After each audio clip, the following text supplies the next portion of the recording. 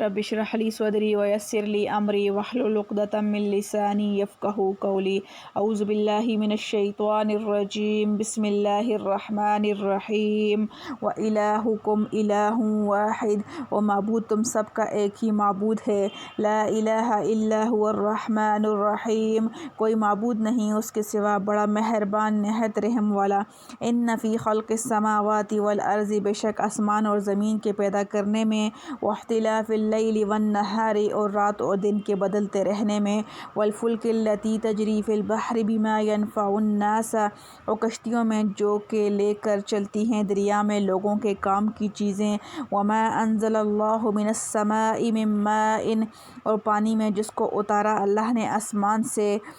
فأحیا بہ الارض بعد موتها، پھر جلایا اس سے زمین کو اس کے مر گئے پیچھے، وبث فیہا من کل دابۃ، اور پھیلائے اس میں سب قسم کے جانور، وتصریف الریاح، اور ہواؤں کے بدلنے میں، والسحاب المسخر، اور بادل ہیں جو کہ تابعدار ہیں، بین السماء، اس کے حکم کے درمیان، والارض، اور زمین کے، لآیات لقوم یعقلون، بے شک ان سب چیزوں میں نشانیاں ہیں عقل مندوں کے لیے۔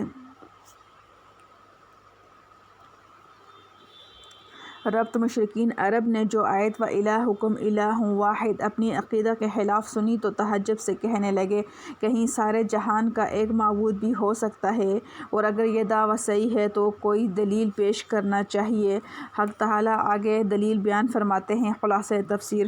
اور ایسا معبود جو تم سب کے معبود بننے کا مستحق، وہ تو ایک ہی معبود حقیقی ہے، اس کے سوا کوئی عبادت کے لائق نہیں، وہی رحمان ہے، رحیم ہے، اور کوئی ان صفات میں کامل نہیں، اور بدون کمال صفات معبودیت کا استحقاق باطل ہے،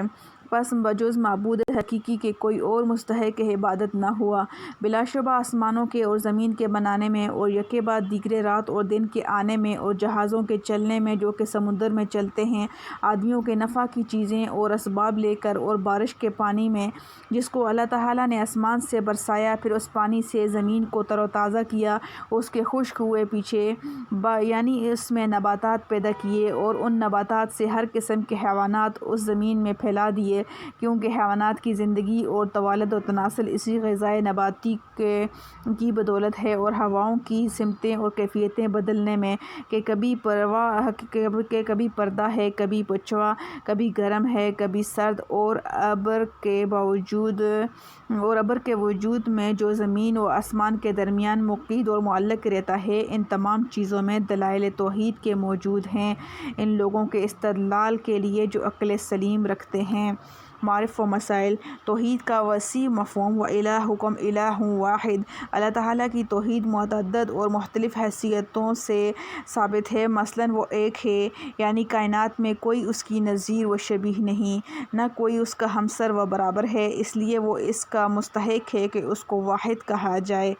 دوسرے یہ کہ وہ ایک ہے استحقاق عبادت میں، یعنی اس کے سوا کوئی عبادت کا مستحق نہیں۔ تیسرے یہ کہ وہ ایک ہے، یعنی ذی اجزا نہیں، وہ اجزا اور اعضاء سے پاک ہے، نہ اس کا تجزیہ اور تقسیم ہو سکتی ہے۔ چوتھے یہ کہ وہ ایک ہے، یعنی اپنے وجود ازلی ابدی میں ایک ہے، اور وہ اس وقت بھی موجود تھا جب کوئی چیز موجود نہ تھی، وہ اس وقت بھی موجود رہے گا جب کوئی چیز موجود نہ رہے گی، اس لیے وہ اس کا مستحق ہے کہ اس کو واحد کہا جائے۔ لفظ واحد میں یہ تمام حیثیتیں توحید کی ملحوظ ہیں۔ اس کے بعد حق تعالیٰ کے واحد حقیقی ہونے پر تکوینی علامات و دلائل بتلائے گئے ہیں، جن کو ہر عالم و جاہل سمجھ سکتا ہے کہ آسمان و زمین کی تخلیق اور رات اور دن کے دائمی انقلاب اس کی قدرت کاملہ اور توحید کے واضح دلائل ہیں کہ ان چیزوں کی پیدائش اور بقا میں کسی دوسری ہستی کا کوئی دخل نہیں۔ اسی طرح پانی پر کشتیوں کا چلنا ایک بڑی آیت قدرت ہے کہ پانی کو حق تعالیٰ نے ایسا جوہر سیال بنا دیا کہ رقیق اور سیال ہونے کے باوجود اس کی پیٹھ پر لاکھوں من وزن کے جہاز بڑے بڑے وزن کو لے کر مشرق سے مغرب تک منتقل کر دیتے ہیں۔ اور ان کو حرکت میں لانے کے لیے ہواؤں کا چلانا اور پھر اپنی حکمت کے ساتھ ان کے رخ بدلتے رہنا، یہ سب اس کا پتہ دیتے ہیں کہ ان چیزوں کا پیدا کرنے والا اور چلانے والا کوئی بڑا عالم و خبیر اور حکیم ہے۔ اگر پانی کا مادہ سیال نہ ہو تو یہ کام نہیں ہو سکتا، اور مادہ سیال بھی ہو تو جب تک ہوائیں نہ چلیں جو ان جہازوں کو حرکت میں لاتی ہیں، جہازوں کا لمبی لمبی مسافتیں طے کرنا ممکن نہیں۔ قرآن کریم نے اسی مضمون کو فرمایا، ان یشاء یسکن الریح فیظللن رواکد علی ظہرہ، اگر اللہ تعالیٰ چاہیں تو ہواؤں کو ساکن کر دیں اور یہ جہاز سمندر کی پشت پر کھڑے کے کھڑے رہ جائیں۔ بما ينفع الناس کے لفظ میں اشارہ کر دیا گیا کہ بحری جہازوں کے ذریعہ ایک ملک کا سامان دوسرے ملک میں درآمد و برآمد کرنے کے ذریعہ عام انسانوں کے بے شمار فائدے ہیں جن کو شمار بھی نہیں کیا جا سکتا، اور یہ فائدے ہر زمانے ہر ملک میں نئی نئی صورتیں پیدا کر دیتے ہیں۔ اسی طرح آسمان سے پانی کو قطرہ قطرہ کر کے اس طرح نازل کرنا کہ اس سے کسی چیز کو نقصان نہ پہنچے، اگر سیلاب کی طرح آتا تو کوئی آدمی جانور سامان کچھ نہ رہتا، پھر پانی برسنے کے بعد اس کا زمین پر محفوظ رکھنا انسان کے بس کا نہیں۔ اگر کہہ دیا جاتا کہ 6 مہینے کے پانی کا کوٹا اپنا اپنا ہر شخص رکھ لے تو ہر شخص اس کے رکھنے کا کیا انتظام کرتا، اور کسی طرح رکھ بھی لیتا تو اس کو سڑنے اور خراب ہو جانے سے کیسے بچاتا۔ قدرت نے یہ سب انتظامات خود فرما دیے۔ ارشاد فرمایا، فَأَسْكَنَّاهُ فِي الْأَرْضِ وَإِنَّا عَلَى ذِهَابٍ بِهِ لَقَادِرُونَ، یعنی ہم نے ہی پانی کو زمین کے اندر ٹھہرا دیا، اگرچہ ہمیں اس کی بھی قدرت تھی کہ بارش کا پانی برسنے کے بعد بہہ کر ختم ہو جاتا، مگر قدرت نے پانی کو اہل